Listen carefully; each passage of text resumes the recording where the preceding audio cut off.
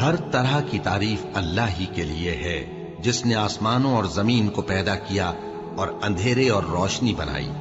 پھر بھی کافر دوسری ہستیوں کو اپنے پروردگار کے برابر ٹھہراتے ہیں۔ وہی تو ہے جس نے تم کو مٹی سے پیدا کیا، پھر مرنے کا ایک وقت مقرر کر دیا اور ایک مدت اس کے ہاں اور مقرر ہے، پھر بھی تمہیں کافروں اس بارے میں شک کرتے ہو۔